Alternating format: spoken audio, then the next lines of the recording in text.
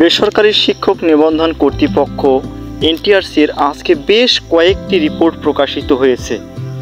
বেশ কিছু আপডেট এবং নিত্য নতুন কিছু তথ্য অনেকগুলো রিপোর্টেই তুলে ধরা হয়েছে।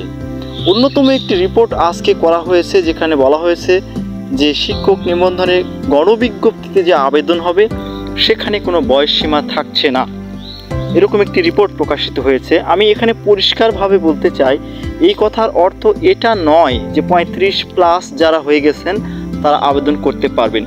এটা কখনো কোনোভাবেই সম্ভব নয়। আমি জানি আমার এই ভিডিওতে অনেকেই আপনারা খারাপ মন্তব্য করতে চাইবেন, অবশ্য আমি সেই সুযোগটি দেব না। যার ভালো লাগবে তারা অবশ্যই ভিডিওতে একটি লাইক দিবেন।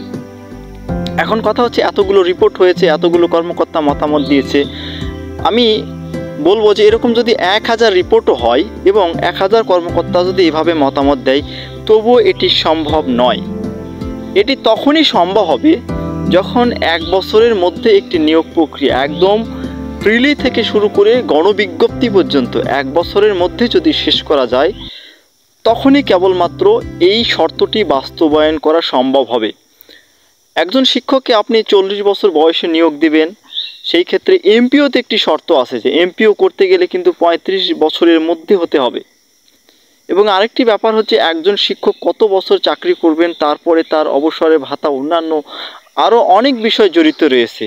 এটা মুখে বললেই হয়ে যায় না যে বয়সসীমা তুলে দেওয়া হলো। হ্যাঁ, সার্কুলারের দিন থেকে বয়স গণনা করা হবে।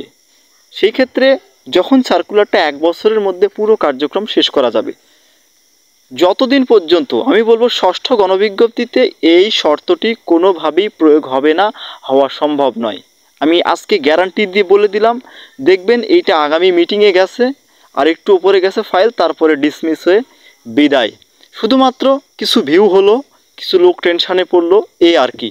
35+ কখনোই সুপারিশ করা বা নিয়োগ দেওয়া সম্ভব নয়। তাদের বেতনও হবে না এবং চাকরিতে প্রবেশের ক্ষেত্রে নানা ধরনের জটিলতা রয়েছে।